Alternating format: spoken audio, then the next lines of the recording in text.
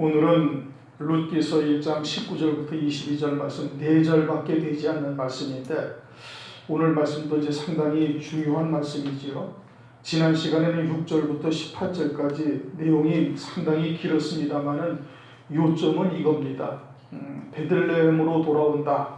나오미가 베들레헴으로 돌아오죠. 나오미가 베들레헴으로 돌아온다는 것은 말씀의 떡집으로 돌아온다는 얘기예요. 그럼 말씀의 떡집이 오늘날은 어디에? 교회예요. 교회인데 마지막 때 이게 지금 룻기서라는 것이 구약에 쓰여져 있지만 보아스와 결혼하는 룻을 통해서 재림하실 그리스도 신랑 되시는 예수의 신부가 되는 자의 신앙이 어떠하여야 되는가를 우리에게 계시해 주고 있는 것입니다. 그러니까 말씀의 초점이 어디에다 맞춰야 되는 거예요? 재림하실 그리스도가 말씀을 맞춰야 되는 거예요.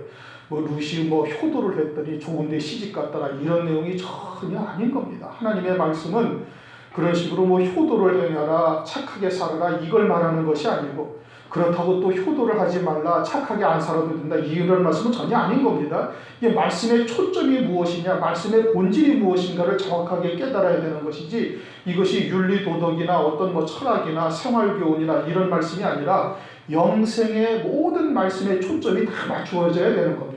더더군다나 이 말씀은 지금 보아스와 결혼하는 룻을 통하고 그 룻이 지금 마태복음 1장을 보면 그리스도의 족보에 기록이 되잖아요. 왕의 신분으로 룻이 확 상승되는 겁니다. 이방 여인이었던 룻이 그냥 왕의 신분으로 상승해버리는 거예요.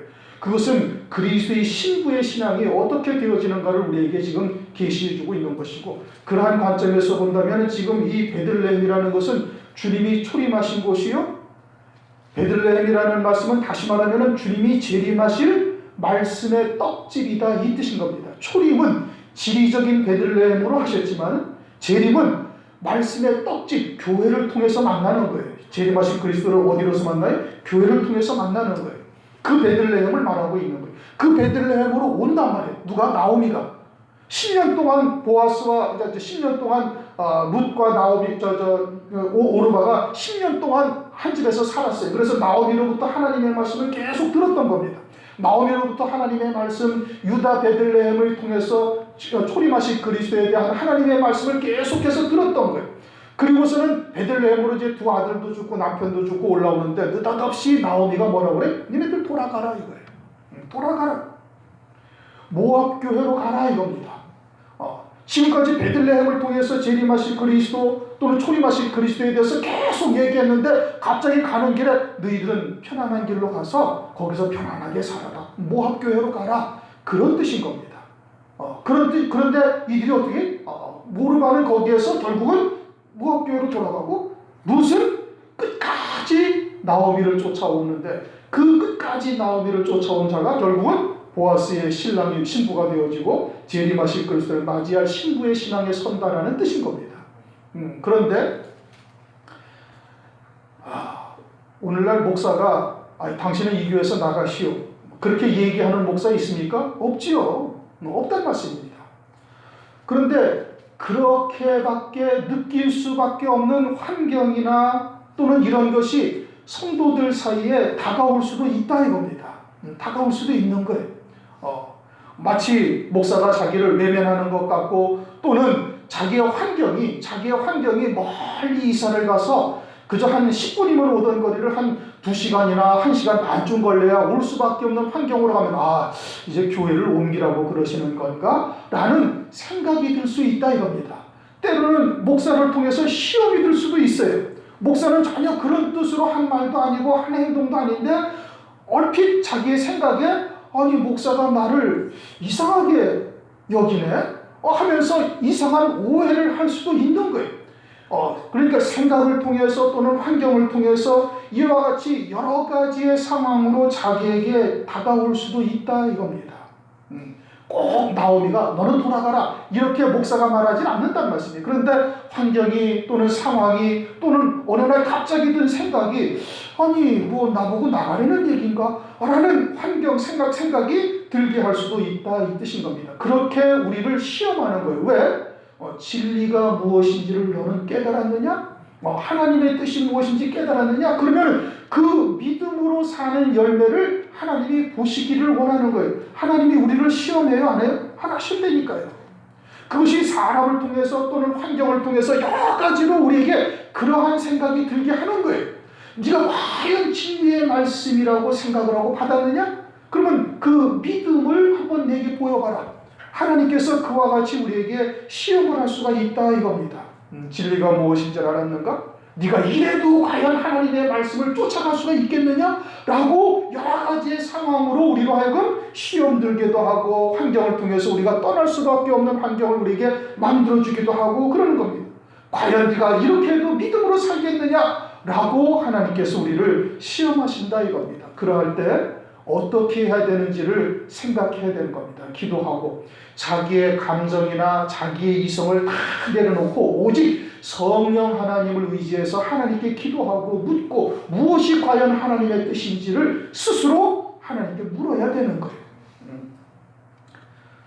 만약에 그와 같이 육신적인 생각, 오르바처럼 아이고 돌아가 보니 돈도 다 떨어지고 거할 집도 없고 그저 깡통 차고 돌아가는데 새 식구 새 입이 먹고 살 일이 그냥 깜깜하다 이렇게 생각하고는 차라리 고향집에 가면 친척도 있고 도움을 구할 때도 있고 차라리 고향집으로 가는 게 낫다 하고 이성적인 판단, 상황적인 판단을 하게 되어지면 망하는 겁니다. 오르바가 그런 거거든요. 논리적으로 이성적으로 계산을 해보니 도저히 가봐서는 승부가 나지 않겠다 이거예요. 굶어도 그냥 굶는 것을 밥 먹듯이 굶어야 할 것 같으니 차라리 고향집으로 가는 게 낫겠다 해서 돌아간 것이고 그것은 영원한 멸망이요 음부로 가는 길인 것을 본인이 깨닫지를 못하는 거예요. 왜요? 영안이 열리지 않냐고 육신적인 생각을 하고 있기 때문에 그러는 겁니다. 그래서 모압으로 내려가면 다 잃게 되는 거예요. 나오미가 모압으로 내려갔다가 남편도 잃고 그나마 또 베들레헴으로 쫓아 올라왔으면 다행인데 그러지도 않고 계속 눌러앉아 있다가 두 아들까지 잃게 되어지는 어마어마한 결과를 초래하게 된 것이지요. 오늘은 그에 이어서 이제 19절부터입니다. 이에 그 두 사람이 행하여 베들레헴까지 이르니라. 베들레헴까지 두 사람이 왔다 이거죠. 나오미는 이제 우리가 나오미의 신앙이 어떠한지는 알고 있습니다. 나오미는 룻을 영적으로 성장시켜서 보아스의 신부가 되게 하는, 다시 말하면 나오미는 다니엘과 같은 자리에 있는 것이고 룻은 새 친구와 같은 자리에 있는 거예요. 요한계시록 22장 17절에도 보면 성령과 신부가 말씀하시기를 오라 하는도다. 물 없는 목이 가란 자도 올 것이요 또 원하는 자는 와서 값없이 생명수를 마시라. 그러니까 성령과 신부 먼저 된 자에게 하나님의 말씀을 듣는 것처럼 나오미와 룻의 관계가 지금 그와 같은 관계이다 이겁니다. 그러한 신부의 신앙에 서 있는 나오미라 할지라도 베들레헴으로 와야 되는 거예요. 왜 베들레헴으로 와야 돼? 모압에 있어서는 자기의 신앙의 정절을 끝까지 지켜나갈 수가 없다 이겁니다. 마치 아브라함을 떠난 롯과 같은 거예요. 롯이 소돔 땅이 수알 땅에 물이 넉넉하고 여호와의 동산 같은 것 같아가지고 그쪽으로 갔지만 아브라함을 떠난 결과가 뭐예요? 결국 멸망인 거예요. 겨우 목숨은 구원받았지만은 결국은 모압과 암몬 자손의 조상이 되어져가지고 자신의 모든 삶이 다 열매 없는 자가 되었다라는 것을 나타내고 있는 거거든요. 오늘날도 역시 마찬가지인 겁니다. 그처럼 자신의 환경이 늘 영적으로 방해를 받고 회방을 받고 기도하는데 또는 말씀을 듣는데 예배를 드리는데 방해가 된다면 그건 단호히 결정을 해야 되는 겁니다. 모압 땅에 앉아 있으면서 그냥 그와 같은 아브라함의 신앙과 같은 믿음의 자리에 그냥 계속 자신은 있다고 생각할지 모르지만 우리에게 주는 영적인 영향이 그것이 작은 것이 절대 아닌 겁니다. 여러분들이 기도를 영적으로 깊이 하다 보면 그것은 금방 알 수가 있는 거예요. 기도하는데 자꾸 다른 생각이 들고 또 뭐 봤던 드라마 생각이 나고 여러분 그거 참 좋지 않은 겁니다. 그러면 기도에 자기의 영적인 신앙에 아주 신앙생활에 어마어마한 회방을 주는 거예요. 그리고 여러분이 예를 들어서 부부지간에 언쟁을 하고 좀 소리를 높이고 싸워봐요. 기도가 됩니까? 안 되는 거예요. 마찬가지로 우리에게 무슨 영화나 드라마나 기타 등등이 우리의 기도 생활에 어마하게 해방하는 것들이 많이 있다 이겁니다. 만약에 우리가 기도를 하다가 그런 것으로서 우리가 방해를 받는다면 그와 같은 환경을 딱 떨쳐버려야 되는 거예요. 끊어버려야 되는 거예요. 그래야만 기도 생활을 온전히 할 수가 있고 예배 생활을 온전히 할 수가 있는 것이거든요. 그러니 모압 지방과 같은 곳에서 온 사방이 이방인 신앙이요 그저 먹고 마시고 시집가고 장가가는 곳으로 점철되어 있는 그와 같은 곳에서 나는 신앙을 오로지 정절을 지키겠다 아무리 다짐해봐야 될 수가 없네요. 보는 것이 그러하고 듣는 것이 그러하고. 그러니 소돔에 가 있는 롯이 의로운 롯의 심령이 상하니라. 베드로후서 2장을 보면 그렇게 말씀하고 있잖아요. 자신은 아브라함의 말씀을 가지고서 아브라함으로부터 들었던 말씀을 가지고 신앙의 정절을 지킨다고 늘 생각을 하고 있지만 사실은 주변에 있는 모든 환경으로부터 영적으로 훼손을 당하고 있는 거예요. 그래 기도의 방해를 받고 예배 생활의 방해를 받고 그래서 의로운 롯이 심령이 상하니라. 그래서 결과적으로는 어떻게 됐어요? 소돔성 문 앞에 앉아 있는 자가 된 거예요. 그냥 한 발자국만 들어가면 소돔 사람과 다를 바 없는 자가 되었다 이겁니다. 결과적으로는 소돔상에서 그렇게 살다가 롯은 다 멸망하게 되어지는 것을 보여주시고 있는 것이죠. 그러므로 모압에서는 반드시 나와야 되는 거예요. 그래서 베들레헴으로 지금 가고 있다. 베들레헴이라는 곳이 뭐라고요? 떡집이라는 말씀이에요. 주님이 초림하신 곳. 이제 오늘날로 말하면 재림하실 그리스도를 신부로 맞이할 말씀의 떡집을 말하는 겁니다. 교회죠. 교회는 교회인데 재림하실 그리스도를 맞이할 말씀이 있는 신부로 세우시는 말씀이 있는 교회. 요한계시록에서 말씀하시는 7 금초대와 같은 그와 같은 교회를 말씀을 하고 있는 겁니다. 오늘날은 이제 주의 재림의 때가 아주 심각하게 가까이 있죠. 무화과 나무의 비유도 이미 이루어졌고 세상도 다 말세라고 이야기하는 이러한 때를 우리가 살아가고 있는 겁니다. 그러면 우리의 교회는 이제 모든 신앙의 초점이 어디에 맞추어져야 되는가? 주의 재림에 맞추어져야 되는 거예요.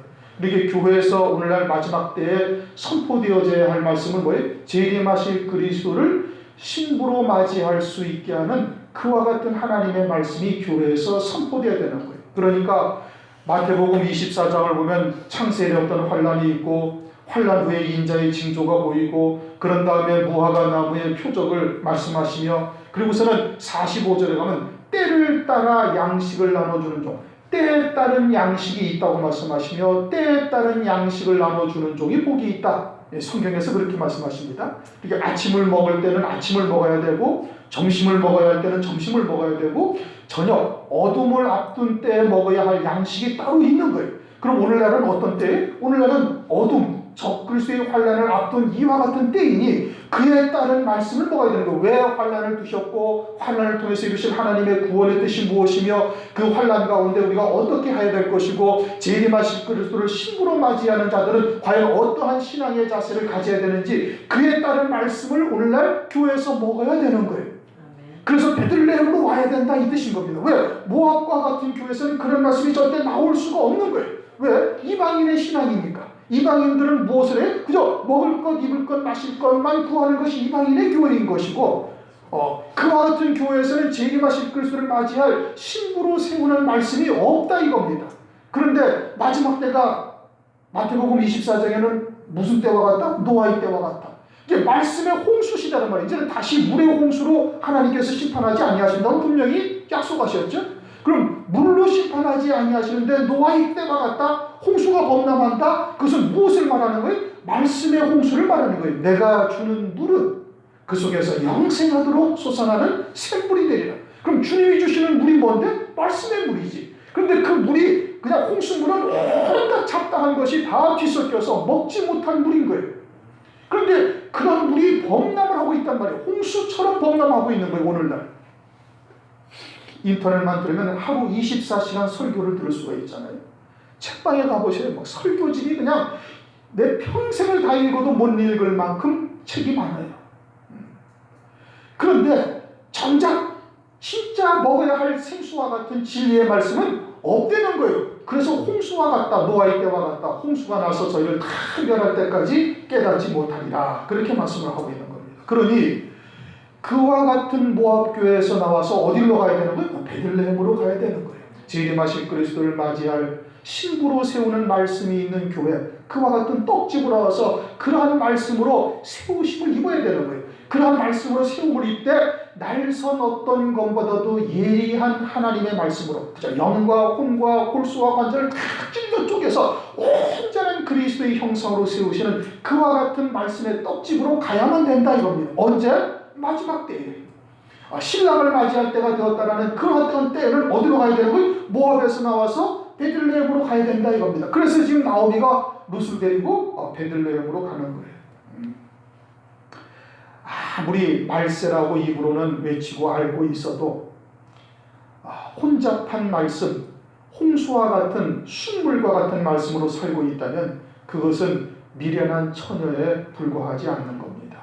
그러면은 절대 재림하실 그리스도를 맞이할 수도 없을 뿐더러 이 땅에서의 모든 신앙생활도 다 헛것이 되는 거예요.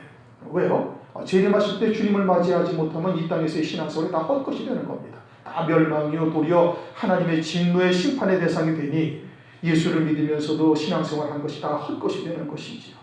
그래서 베들레헴에 이르니 온 성읍이 그들을 인하여 떠들며 이르기를 이가 나오미냐 하는지라. 베들레헴 사람들이 나오미를 다 알고 있는 겁니다. 나오미가 남편 엘리멜렉과 두 아들 기련과 말론과 함께 모든 재산을 다 처분하고 모압 지방으로 내려간 것을 온 베들레헴 사람이 다 알고 있는 거예요. 그런데 나오미가 딱 올라왔는데 보니까 어떻게 된 거예요?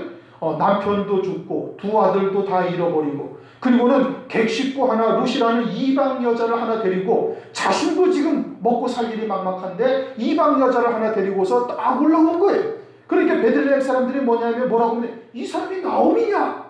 라고 묻고 있다 이겁니다. 나오미라는 이름의 뜻이 뭐라고요? 기쁨, 희락이다 이 뜻인 겁니다. 기쁨이다.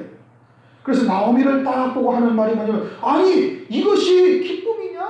이것이 희락이냐? 라고 지금 묻고 있는 거예요. 왜요? 남편과 두 아들 다 잃고 그리고서는 재산도 다 잃고 완전히 거지가 되어서 올라왔는데 객식구까지 하나에서 딸려왔는데 이것이 하나님 안에서의 기쁨이냐? 라고 묻고 있다 이겁니다. 누가? 베들레헴 사람이.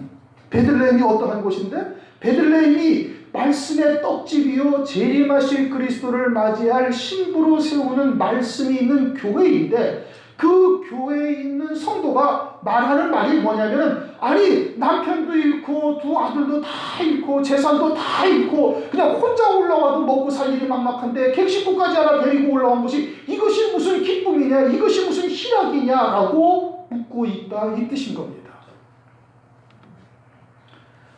하나님께서 나오미의 육신에 속한 것을 다 끊어버린 것은 그것은 나오미로 하여금 세상에 속한 미련을 다 끊고 속히 베들레헴으로 올라올 수 있게 하시는 하나님의 사랑인 겁니다. 엘리멜렉은 이미 죽은 자였던 것이고 기련과 말로는 그나마 하나님의 말씀을 때로는 듣기도 해서 시간만 허비하고 이렇게 좌우로 흔들린다 이런 뜻이죠. 그리고는 기론 말로는 허비하다 이런 뜻이란 말입니다. 그러니까 아버지 말을 들을 때는 아버지 말이 옳은 것 같고 어머니 말씀을 들을 때는 어머니 말씀이 옳은 것 같고 그러면서 왔다 갔다 하다가 시간만 허비하다가 10년이라는 기간을 하나님께서 주셨는데도 그런데도 깨닫지 못하고 계속해서 모압화 되어져 가니까 하나님께서 그 생명을 거두신 거예요. 그러니까 도저히 살 소망이 없는 죽은 자들을 하나님께서 데려가셔서 나오미로 하여금 속히 베들레헴으로 돌아오게 하시는 하나님의 은사였는데 은총이었는데 세상적인 시각, 육적인 시각으로 바라보면 불행한 거예요. 저주요. 그렇잖아요? 남편도 죽고 두 아들도 있고 재산도 다 잃어버리고 깡통 차고 올라왔으니 그것이 세상적인 시각, 육적인 시각으로 바라보면 그것이 저주다 이겁니다. 그러니까 아니 이게 무슨 기쁨이냐라고 나오미에게 반문하고 있는 거예요. 누가? 베들레헴 사람이. 베들레헴이 어떤 곳인데? 말씀의 떡집인데. 여러분 요한계시록 1장, 2장, 3장을 보면 일곱 금초대 교회가 나옵니다. 일곱 금초대 교회는 재림하실 그리스도를 신부로 세우는 말씀 있는 교회. 그런데 거기에 계속해서 책망하시는 거예요. 왜요? 그와 같이 그 일곱 금초대 교회라 할지라도 온전한 성도들이 다 온전한 신부로 세워지는 것이 아니다 이겁니다. 거기는 이세벨을 쫓는 자도 있고 발람의 교훈을 쫓는 자도 있고 니골라당에 쫓는 자도 있고 자칭 유대인이라나 사탄의 해다. 참 기가 막힌 말씀이잖아요. 베들레헴 이 일곱 금초대 교회인데 재림하신 그리스도를 맞이할 그런 소망으로 살고 있는 교회인데, 거기에다 대고 주님께서 뭐라고 말씀하시는 거니? 자칭 사탄의 배다. 책망이 대단한 말씀인 겁니다. 유대인이라는 아니다 이거. 사탄의 배라고 책망하는 말씀이죠. 거기에 이세벨을 쫓는 자들도 있고, 니골라당의 교훈을 쫓는 자들도 있고, 발람의 교훈을 쫓는 자들도 있고, 이처럼 육에 속한 자들도 있다 이겁니다. 금초대의 교회라 해서 모두가 다 그리스도의 신부가 되는 것은 아니다 이겁니다.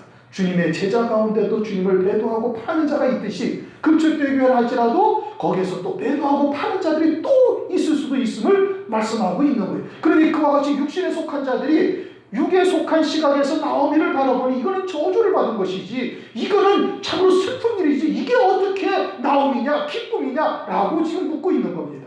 무슨 뜻인지 이해가 되셨습니까? 그러자 20절, 나오미가 그들에게 이르되 나를 나오미라 칭하지 말고 마라라. 나오미는 기쁨, 희락이란 뜻이고, 마라는 슬픔, 괴로움 이런 뜻인 겁니다. 그러니까 그들은 아무리 설명을 해줘도 알아듣지를 못하는 거예요. 하나님께서 내게 남편을 데려가시고 두 아들을 데려가셔서 세상에 속한 미련을 다 끊고 베들레헴으로 돌아오게 하시는 것이 그나마 나오미에게 하나님께서 은혜를 베푸셔서 사한 되게 하시는 역사라는 것을 나오미는 깨닫고 있는데, 육에 속한 베들레헴에 속한 자들은 그것을 깨닫고 있지를 못하는 거예요. 하나님께서 우리에게 환난을 주시고 고난을 주셔가지고 세상에 속한 미련을 끊게 하시는 것이 하나님의 사랑이에요? 하나님의 저주예요? 사랑이죠. 하나님의 사랑이니까요. 영에 속한 시각에서 바라보면 나오미는 지금 영에 속한 자로, 하늘에 속한 자로, 이게 내가 아직 두 아들 때문에 또는 남편 때문에 모압까지 내려갔다가 베들레헴으로 올라가지 못하는 나를 보시고 하나님께서 그 미련을 다 끊게 하시는 역사라는 것을 나오미는 알고 기쁨으로 베들레헴에 오는 거예요. 그런데 베들레헴에 있는 육에 속한 자들은 도리어 아니 이게 뭔 기쁨이냐, 이게 무슨 희락이냐, 이게 무슨 축복이냐 라고 반문하면서 나오미에게 의아해하고 있다 이겁니다. 왜? 육신에 속해 있으니까. 그렇게 세상적인 시각으로, 육신적인 시각으로 바라보고 있는 거예요. 그러니까 나오미가 뭐래? 너희들 나 나오미라 부르지 말고 말하라 해라. 괴로움이다 이거예요. 그럼 그들에게는 굳이 그렇게 이야기를 하지 않는 거예요. 왜요?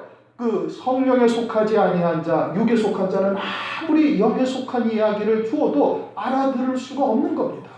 고린도전서 2장 14절, 육신에 속한 자는 성령의 일을 받지 아니하나니 저희에게는 미련하게 보입니다 이겁니다. 깨닫지를 못하는 것이죠. 마태복음 12장을 한번 보십시다. 오늘 우리가 교동문을 읽었죠. 교동문 읽은 것은 이사야서 42장입니다. 이사야서 42장의 교동문을 오늘 읽었는데, 교독을 했는데, 마태복음 12장의 그 말씀 가운데 우리가 성경의 신약에서 인용해서 하는 말씀이 있어요. 마태복음 12장 18절 19절을 읽습니다. 17절부터 19절까지 있습니다. 이는 선지자 이사야로 말씀하신 바, 보라 나의 택한 종 곧 내 마음에 기뻐하는 바 나의 사랑하는 자로다.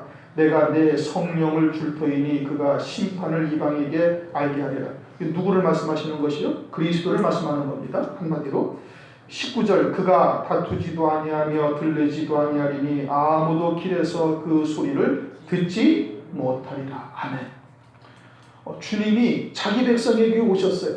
자기 백성에게 오셨는데 주님께서 이것이 진리다라고 유대인들과 논쟁하지도 아니한다 이겁니다.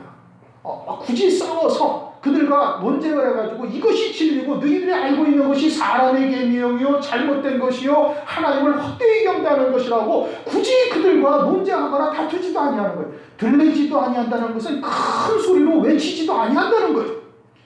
주님은 전능하시잖아요, 그렇죠? 천지와 만물의 주권자가 되신다는 말씀입니다. 그럼 천지를 계획해가지고 당신이 그리스도이신 것을 알리실 수가 있어요, 없어요? 알리실 수가 있어요.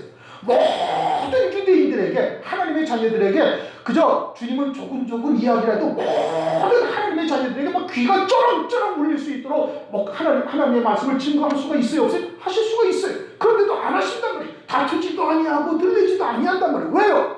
이미 화일 맞은 자들이요 주님으로부터 이미 내침을 받은 자들이기 때문에 그러는 거예요. 이미 육신에 속한 자로서 완전히 마귀의 종이 되어져서 살고 있는 그들에게는 주님께서 굳이 그들을 갖다가 돌이키려 하지 아니하신다 이겁니다. 어떤 분이 제가 설교를 하니까 누가 막 따지려고 그래. 목사님들 모임 자리에서 한번 설교를 예전에 한 오래전에 했어요. 오래전에 해가지고 설교를 하고 나니까 이제 어떤 목사님이 막 따지려고 이제 항의를 하면서 따지려고 막 대드는 거예요. 그러니까 옆에 있던 분이 어떤 분이 딱 나서 목사님이 설교를 하시면은 안 받아들이면 그냥 그대로 가시면 되는 거예요. 굳이 그것을 논쟁할 이유가 전혀 없습니다. 누가 아주 현명하게 그렇게 말씀을 하시더라고. 그래가지고 막 얼굴이 멍해가지고 막 나한테 따지려고 했던 사람이 뭘 따지려고 하냐면 은사에 대해서 제가 그날 설교를 했거든요. 그것이 성령의 역사인지 마귀의 역사인지 분별하지 못하고 그냥 모든 은사가 다 성령의 역사라고 막 그냥 하고서 예수 무당이 되어져 있는 목사들이 상당히 많이 있거든요. 그래가지고서 그 부분에 대해서 설교를 했더니 그걸 가지고서 이제 자기가 아주 그냥 무시당했다, 마귀의 새끼로 완전히 전락했다, 이래가지고 막 따지려고 대들다가 그냥 꼬리 감추고 그냥 내려가 버렸어요. 하나님의 말씀은 들을 자만 딱 듣게 하시는 겁니다. 육신에 속해가지고 도저히 깨닫지 못하는 자를 어거지로 막 설득한다고 될 수 있는 일이 아니에요. 그저 하나님께서 듣게 하셔야 들을 수가 있는 것이지 논리적으로 이성적으로 설명을 한다고 될 수 있는 일이 절대 아닙니다. 만약에 그렇게 된다면 할 수가 있다면 주님께서 다 그렇게 하셨을 거예요. 그러나 그렇게 하지 아니하시고 구원은 하나님의 은혜요 선물인 겁니다. 성령께서 들을 귀를 주시는 거예요. 듣는 귀, 깨닫는 마음. 천국의 비밀을 아는 것이 너에게는 허락되었으나 저들에게는 아니 되었나니 저들은 들어도 듣지 못하고 보아도 보지 못하며 깨닫지 못하느니라. 그것을 억지로 설명한다고 되는 것이 아니란 말씀이에요. 거룩한 것을 개에게 주지 말며 진주를 돼지에게 던지지 말라. 그건 던질 필요도 없어요. 괜히 그렇게 해봐야 싸움만 나고 논쟁만 돼서 그냥 힘만 빠지는 것이지 못 알아들으면 그냥 못 알아듣는 대로 그냥 끝나버리는 겁니다. 그러니까 나오미가 와서 그것이 기쁨이냐? 아니 그것이 하나님부터 저주받은 거지 라고 하는 육에 속한 자들에게 굳이 그것을 갖다가 아니다, 하나님께서 내게 은혜를 베풀어 주신 것이고 세상에 속한 미련을 끊게 하신 것이다, 왈가왈부 떠질 필요가 하나도 없다 이겁니다. 그래서 그냥 말하라 부르라. 전능자가 나를 심히 괴롭게 했으면, 전능자는 어떠한 전능자예요? 천지와 만물의 모든 것을 통해서 나를 창세전에 예비하신 영광에 나를 온전히 이끌어 가실 수 있는 전능하신 하나님이시에요. 내가 세상에 속한 미련을 끊지 못하자 남편을 죽게 하시고 그나마 또 두 아들까지 다 데려가셔서 나를 향하신 예비하신 영광대로 나를 이끌어 가시는 그런 전능하신 하나님이시다 이 뜻인 겁니다. 그래서 에베소서 1장 11절에 뭐라고 말씀하시죠? 모든 일을 그 마음의 원대로 역사하시는 자의 뜻을 따라 우리가 예정을 그 안에서 기업이 되었으니, 나오미를 하나님께서 그와 같이 예정하신 대로 두 아들과 또는 남편을 또는 모든 재산을 다 일으켜서 모압에 속한 미련을 완전히 끊어버리게 하시고 그리고 베들레헴으로 돌아오게 하시는 전능하신 하나님, 그 전능하신 하나님께서 나를 괴롭게 하셨다. 무엇이 괴로운 거예요? 두 아들 남편이 죽은 게 괴로운 것인가요? 그것이 아니라는 말씀이에요. 나오미는 지금 영에 속한 자예요, 하늘에 속한 자예요. 무엇이 괴로우냐면 남편과 두 아들을 이 땅에 육체를 입혀 보내신 것은 하늘에 예비하신 영광을 온전히 누릴 수 있는 자로 세우시기 위해서 이 땅에 보내셨는데 그 열매 맺는 삶에서 완전히 멸망당한 것이, 그것이 괴로운 거예요. 육신의 죽음을 괴로운 것이 아니란 말씀이에요. 우리도 형제를 바라볼 때 그들이 고통받는 것이 괴로운 것이 아니라 그들이 열매 없는 삶을 살아가는 것을 바라보며 애통해하며 위에서 기도해야 할 일이지, 이것이 영에 속한 자냐 육에 속한 자냐의 차이인 겁니다. 육에 속한 자는 그들이 고통을 받고 고난을 당하고 남편이 있고 두 아들이 있는 것을 보고 괴롭다고 하는 것이고, 영에 속한 자는 하나님이 이 땅에 우리를 보내신 것은 영생을 예비케 하기 위해서 이 땅에 보내셨는데 영생에 대해서는 전혀 열매 맺는 삶을 살지 못하고 그저 육신에 속한 것으로 살다가 멸망으로 끝나는 것을 바라보고 그것을 괴로워하는 거예요. 그것을 애통해하고 그것을 아파하는 것이지, 나오미가 애통해하는 것과 육에 속한 자들이 지금 괴로워하는 것과는 전혀 다르다는 말씀이에요. 전능자가 나를 괴롭게 하셨다라는 것은 그와 같이 남편과 두 아들을 통해서 열매 맺는 삶을 살지 못하고 가는 것을 바라보면서 그것을 나오미가 지금 애통해하고 있음을 말씀하고 있는 겁니다. 우리가 옆에 성도를 바라볼 때 어떻게 바라봐요? 육신적으로 얼마나 배웠느냐, 얼마나 가졌느냐 지금 이렇게 보고 있습니까? 그러면 나는 아직 육신에 속한 것에서 온전히 벗어나지를 못하고 있음을 나타내는 증거인 겁니다. 어떠한 말씀을 가지고 어떻게 믿음으로 열매 맺고 살고 있느냐가 그의 실상이에요. 육체는 우리가 60, 70년 지나면 그냥 벗어버리면 끝나는 겁니다. 그러나 내 안에 하나님의 어떠한 말씀이 내게 생명이 되어져서 그 말씀으로 살고 있는가를 우리가 바라본다면 그것이 그의 실상이 되는 거예요. 육체를 벗고 나면 그 말씀이 그에게 생명이 되고 신명한 몸으로 입혀져서 영생을 그 말씀을 쫓아 열매 맺은 대로 영원히 사는 거예요. 그러니까 뭐가 실상이에요? 60, 70년 사는 육체가 실상입니까? 아니면 영원한 생명으로 사는 그 하나님의 나라에서의 생명이 실상인가요? 뭐가 실상이에요? 그러니까 우리가 지금 뭘 보고 있는가를 잘 보셔야 되는 겁니다. 이 영진이를 볼 때 영진이가 육체가 어떠한지, 그가 배운 것이 뭔지, 가진 재산이 뭔지 이렇게 보입니까? 아니면 저 아이가 어떠한 말씀을 가지고 믿음으로 살고 있는가, 이것이 보이는가? 그걸 보여야 되는 겁니다.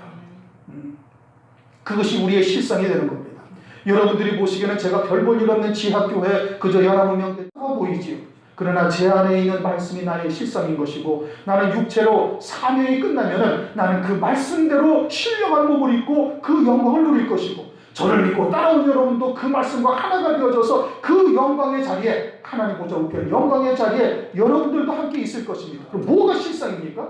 그것은 영원히 영생토록 누릴 우리의 신령한 몸인 것이고, 육체는 그저 60, 70년 잠시 그 영생의 열매를 맺기 위해서 있다가 없어져 버리는 것이에요. 우리가 무엇을 보는가 우리가 조심해서 봐야 되는 겁니다. 21절, 내가 풍족하게 나갔더니 여호와께서 나로 비어 돌아오게 하셨느니라.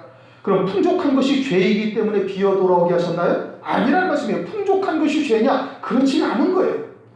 부유한 자가 오히려 하나님의 말씀 안에 하나가 되어져서 주님의 제자가 되어지면 자기에게 주신 그 달란트대로, 재물대로 또는 재능대로 주를 위해서 사용되어지니 오히려 더 많은 열매를 맺을 수 있는 기회를 하나님께서 주신 겁니다. 그러니 풍족함이 부유함이 죄냐? 그것이 아니에요. 죄이기 때문에 비어서 돌아오는 것이 아니다 이겁니다. 풍족하게 나갔더니 여호와께서 나로 비어 돌아오게 하셨느니라. 하나님께서 롯을 그 소돔성을 멸하실 때 롯이 지체하니까 두 천사가 한 손에 롯, 한 손에 그의 아내, 또 나머지 천사가 두 딸을 한 손씩 들고 막 나오는 거예요. 롯이 지금 지체하는 것이 무엇 때문에 그러는 거예요? 소돔성이 다 유황불에 불타버리면 자기의 재산, 자기의 모든 것을 다 잃어버리니까 뭐래도 보따리를 하나 좀 싸가지고 나가야 되는데 천사는 막 재촉하지. 그러니까 어쩔 줄 몰라서 우물쭈물하고 있으니까 두 손을 한 손씩 잡고, 천사들이 두 손에 한 손씩 잡고 다 데리고 나왔는데, 그것을 성경에서 뭐라고 말씀하시는 거 아니? 그에게 인자를 더하심이었더라, 그렇게 말씀하셔요. 빈손으로 나온 게 인자를 더하심이었다 이 뜻인 겁니다.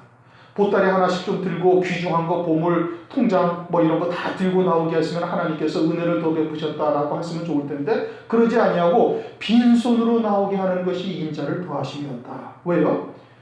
그렇게 되어졌으니 오직 하나님만을 바라보게 하시려는 하나님의 은사였거든요. 은총이었거든요. 그런데 롯이 그것을 깨닫지를 못한 거예요. 그래가지고 굴 속에 들어갑니다.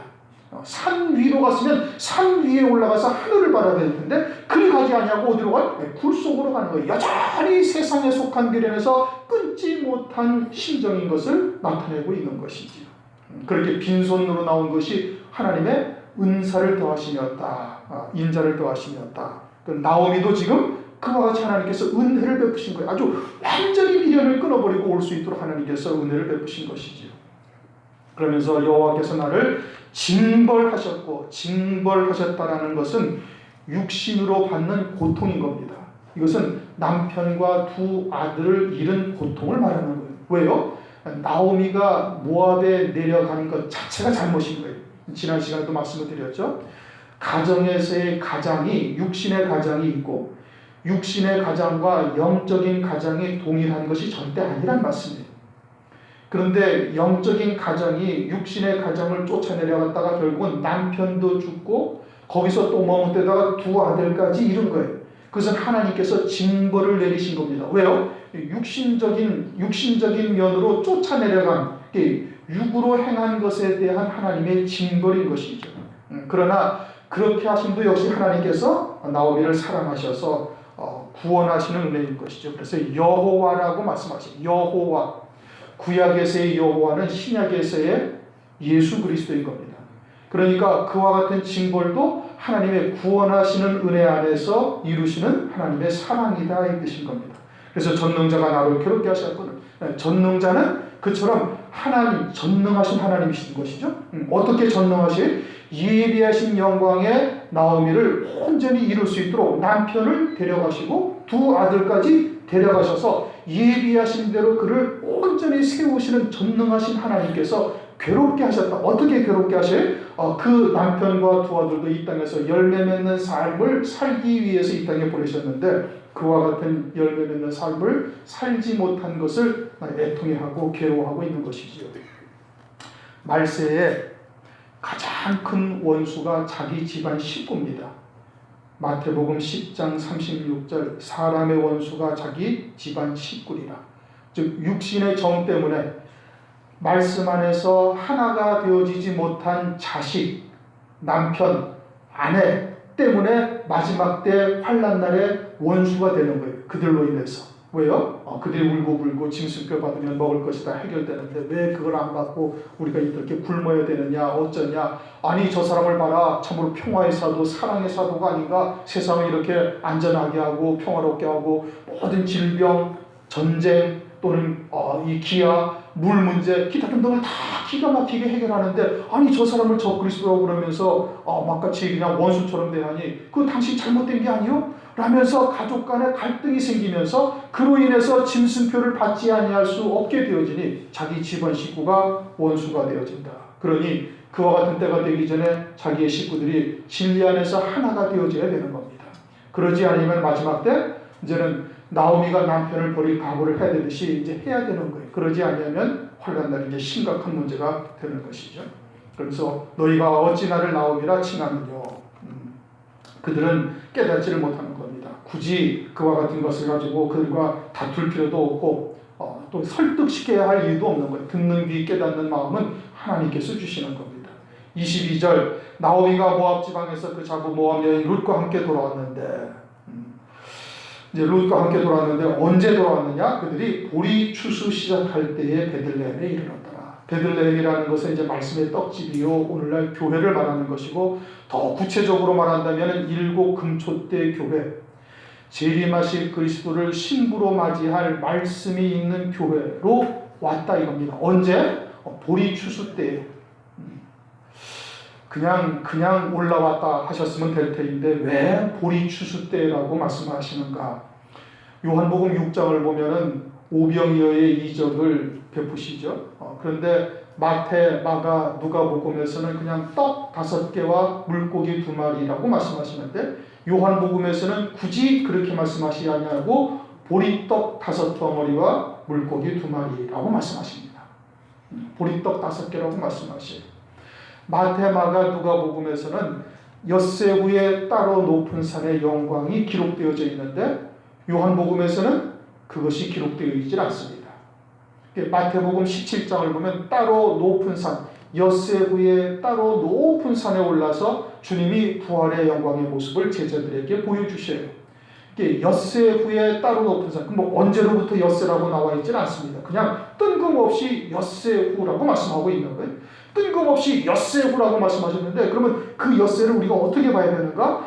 에덴 동산에서 쫓겨난 후로 엿새 후인 겁니다. 에덴 동산으로 쫓겨난 후로부터 4000년이 지나서 주님이 초림을 하셨고 베드로후서 3장 8절을 보면 하루가 1000년 같고 1000년이 하루 같은 이 한 가지를 절대 잊지 말라 말씀하셨죠. 그러니 엿새 후는 7째 날인데 주님이 에덴 동산으로부터 쫓겨난 4004년 되던 해에 주님이 이 땅에서 초림을 하셨고 그리고 그로부터 주님이 십자가에서 죽임당하신 후에 지금 2019년이 지났어요. 2000년이 지났어요.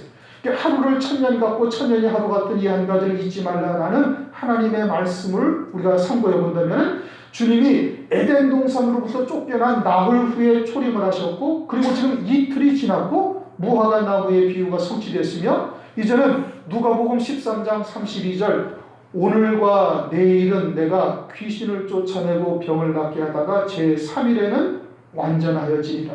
주님이 초림하셔서 하신 말씀이 뭐냐면 오늘과 내일은 내가 귀신을 쫓아내고 병을 낫게 하다가 제3일에는 완전하여지리라 하신 말씀은 제3일에는 그와 같이 귀신을 쫓아내고 병을 낫게 할 일이 없다 이 뜻인 겁니다. 다른 말로 하면 주님이 재림하시고 그리스도의 나라, 주님께서 친히 다스리시는 만왕의 왕으로 다스리시는 그리스도의 나라가 이루어지고, 마귀는 무적행에 갇혀서 1000년 동안 꼼짝 못하고 갇혀 있으니까 이제는 죽음도 없고 애통함도 없고 슬픔도 없고 이와 같은 질병도 없는 그리스도의 나라가 이 땅에 이루어진다. 그것을 말씀하고 있는 것이거든요. 또 요한복음 2장에도 갈릴리 가나의 혼인잔치가 며칠째 있어요? 사흘 되던 날. 요한복음 1장을 보면 이튿날 세례받은 지 이튿날이 3번이 나옵니다. 요한복음 1장에. 그리고서는 요한복음 2장 1절에 그러면 이튿날 3번을 했으니까 이 요한복음 2장 1절에서는 닷새째 되는 날 해야 논리적으로 맞는 거예요. 왜요? 세례받은 날이 첫날이고 그 다음날 이튿날이 한 번 있었죠. 또 이튿날 해서 4날이 지났어요. 그러니까 닷새째 되던 날 해야 되는데 뜬금없이 사흘 되던 날 갈릴리 가나에 혼인잔치가 있어서 첫 번째 표적으로 물로 포도주를 만드셔요. 그러면 그 사흘 되던 날 갈릴리 가나의 혼인잔치라는 것은 온 세상 목사들이 이것은 셋째 날 그리스도께서 재림하시고 어린 양의 혼인잔치가 벌어지는 거기에 대한 비유라는 것은 온 세상 목사들이 다 압니다. 그러면 언제로부터 셋째 날이라는 거예요? 주님이 세례 받으신 날로부터 셋째 날이라는 얘기예요. 그리고는 하루가 천년 같고 천년이 하루 같은 것이니 오늘날 주님이 재림하실 그 때가 다 되었다 이겁니다. 그리고서 무화과 나무의 비유도 성취해서 그 세대가 지나가기 전에라고 말씀하셨으니 그 70년 80년이 이미 지나버렸고, 그러니 주님 재림 때가 임박한 이 때를 우리가 살아가고 있죠. 그래서 엿새 후에 다른 높은 산의 영광은 7째 날 주께서 재림하셨을 때 만왕의 왕으로 오시는 주님의 모습을 우리에게 보여주신 것이고, 제자들도 그 영광에 참여할 것을 말씀하고 있는 거예요. 그러면서 오늘 보리떡이라는 것이 뭐냐? 이제 거기까지 서론이고, 열왕기하 4장 42절을 한번 보십시다. 룻기서 다음에 사무엘 상하가 있고 그 다음에 열왕기 상하가 있죠. 열왕기하 4장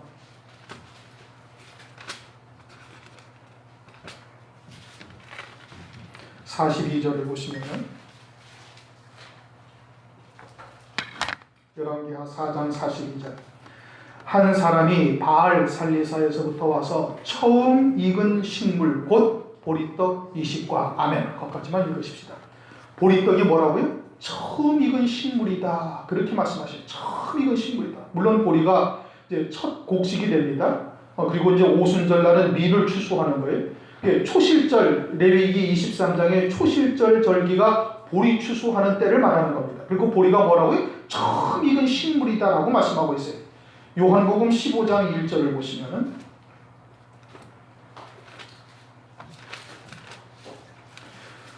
왜 보리 추수 때에 베들레헴에 올라왔느냐? 이제 이것이 이제 상당히 중요한 것이기 때문에 이제 성경을 찾아서 설명을 드립니다. 요한복음 15장 1절 내가 참 포도나무요 내 아버지는 그 농부라. 주님이 농부라는 거예요. 주님이 하나님 아버지께서 농사를 지으신단 말이에요. 그럼 하나님 아버지께서 지으시는 농사는 어떤 농사를 지으세요?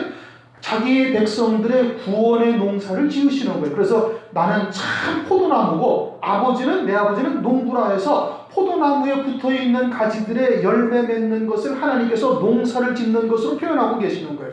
하나님의 자녀들을 농사 짓는 것으로 표현하고 계신 겁니다. 이제 요한계시록 14장을 보십시다.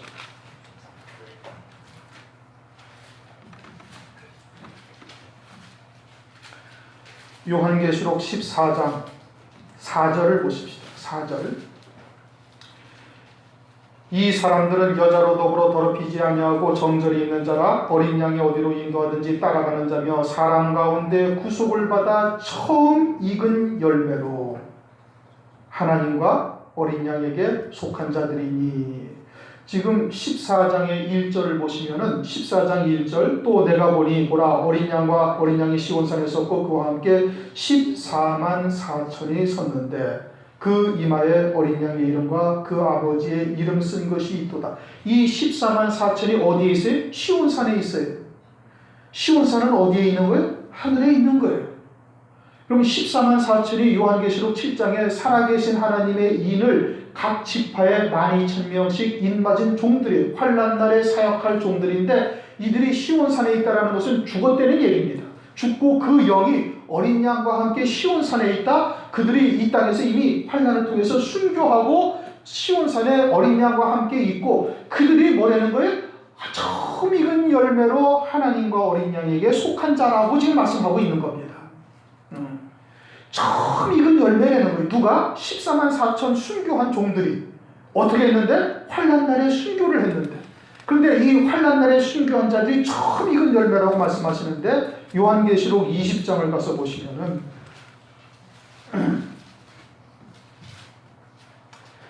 20장을 보면 4절에 24장로의 보좌들이 있고 예수의 증거와 하나님의 말씀을 위하여 목배임 받은 자들이 이제 첫째 부활이라고 이제 말씀을 하는데 그들이 5절, 4절, 5절을 읽습니다. 계시록 20장 4절, 5절 또 내가 보좌들을 보니 거기 앉은 자들이 있어 심판하는 권세를 받았더라. 또 내가 보니 예수의 증거와 하나님의 말씀을 인하여 목배임 받은 자의 영혼들과 또 짐승과 그의 우상에게 경배하지도 아니하고 이마와 손에 그의 표를 받지도 아니한 자들이 살아서, 여기서 살아서라는 것은 부활했다는 뜻입니다. 왜요? 목배임 받았으니까. 그렇죠?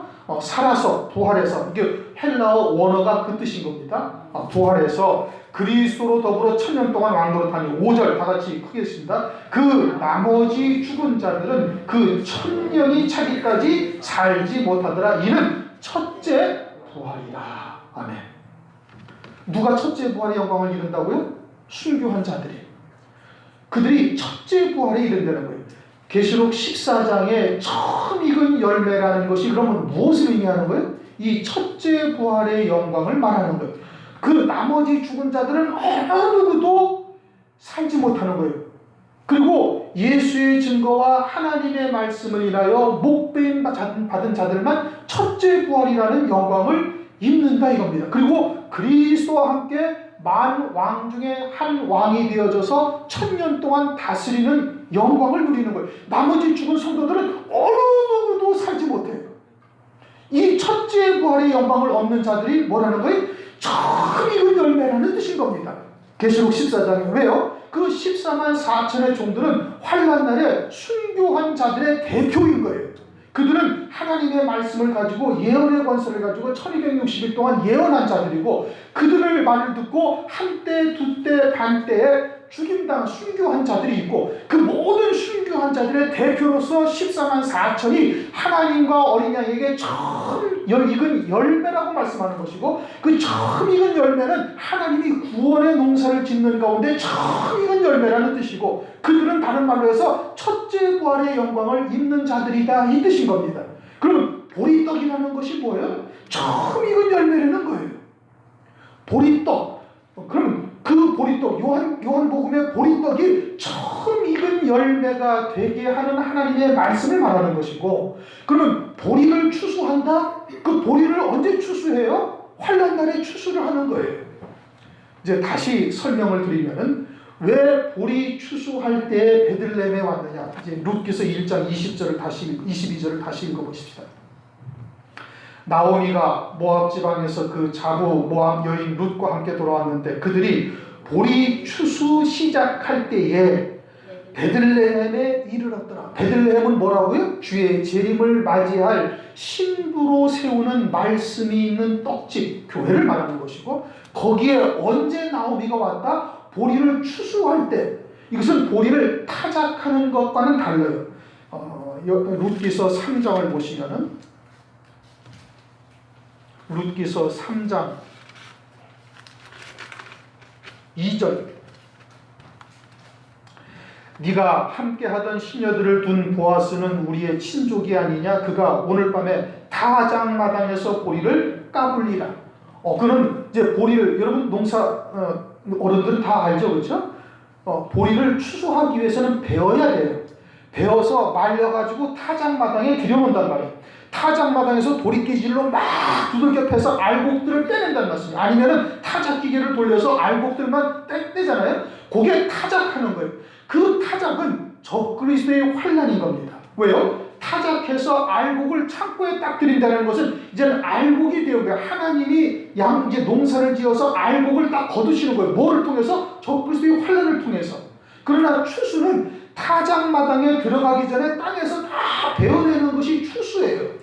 그러니까 적그리스도의 환난은 타작마당에서 타작 도리깨질로 타작을 하는 것이고, 그것은 한때 두때 반때를 통해서 순교케 해서 알곡들로 하나님의 창고에 드릴 때가 환난의 때요. 그때는 타작마당에 들어간 것이고, 그럼 보리 추수는 언제? 보리 추수는 타작마당에 들어가기 전에 땅에서 다 베어낼 때가 보리 추수할 때다 이겁니다. 그럼 처음 익은 열매들로 세워질 자들을 하나님께서 땅에서 베어낼 때가 있고, 베어낸 것을 타작마당에 들여놓고 타작기로 두들겨 팰 때가 있다는 말씀이에요. 타작마당에 들여서 도리기로 두들겨 팰 때는 그는 환난이 딱 시작되었을 때를 말하는 겁니다. 그럼 보리 추수할 때는 언제예요? 아직 환난이 시작되지 아니하고 환난날에 사역할 종들, 환난날에 순교할 종들, 환난날에 그와 같이 하나님의 백성들로 거둠을 입을 자들을 땅에서 베어내는 때를 말하는 것이고, 그것은 말세의 지말인 오늘날을 의미하고 있는 겁니다. 다니엘서 12장 1절을 보면 무릇 책에 기록된 자들만 환난날에 구원을 받아요. 환난날에 구원받을 자들을 생명책에 기록할 때가 있고, 그때가 언제? 그때가 타작할 때입니다. 타작할 때 땅에서 베어내서 타작마당에 들여놔가지고는 그때는 도리깨질로 두들겨 패는 것은 적그리스도의 환난을 통해서 성도들의 권세가 깨어지는 때를 말하는 거예요. 그러면 보리 추수할 때 베들레헴으로 왔다? 베들레헴은 하나님의 말씀이 있는 교회를 말하는 것이고, 특별히 더 구체적으로는 일곱 금촛대 교회, 신부로 환난날 신부로 세우는 하나님의 말씀이 있는 곳으로 오는데, 언제 오느냐? 보리 추수할 때 와야 된다는 거예요. 보리 추수할 때 날선 어떤 것보다도 예리한 하나님의 말씀으로 땅에서 끊어내게 하는 그와 같은 하나님의 말씀으로 끊어진 자 되게 하는 역사가 있어야만 그 생명책에 기록이 되어지고, 그 책에 기록된 되어진 자가 환난날에 타작마당을 통해서 그들이 그와 같이 처음 익은 열매로 하나님께 드려지는 자가 된다, 이 뜻인 겁니다. 그러면 오늘날이 언제냐? 오늘날이 보리 추수할 때인 겁니다. 오늘날 보리 추수할 때 그 베들레헴에 이르러야 되는 거예요. 왜요? 이제 무화과나무의 비유가 성취된 지가 71년이 지났어요. 그렇죠? 71년이 지났으니 이 세대가 지나기 전 하는 그 세대가 이미 지나가 버린 거예요. 그러니 주님의 재림이 아주 임박한 때인 것이고, 그 숫자가 채워지면은, 어린 양의 생명책에 농명될 그 숫자가 태워지면은, 그러면은 일곱 네 귀퉁이의 바람을 불기 위해서 환난의 바람이 불 때가 되었다, 이 뜻인 겁니다. 오늘날이 보리 추수할 때요. 이때 어디로 와야 된다? 베들레헴으로 와야 되는 거예요. 비록 모압 땅에서는 절대 그 어린 양의 생명책에 농명이 될 수가 없고 타작마당에 들여질 수도 없는 겁니다. 땅에서 베어져야 타작마당에 들여지죠. 땅에서 베어지지 않냐고 늘 먹을 것, 입을 것, 마실 것이 삶의 모든 목적이고 신앙의 모든 목적이 되어져서는 절대 타작마당에 들여질 수가 없는 자인 것이고, 그런 노아의 홍수와 같이 홍수물을 먹고서 멸망하기까지 깨닫지 못하는 자로 그냥 끝나버리게 되는 것이지요.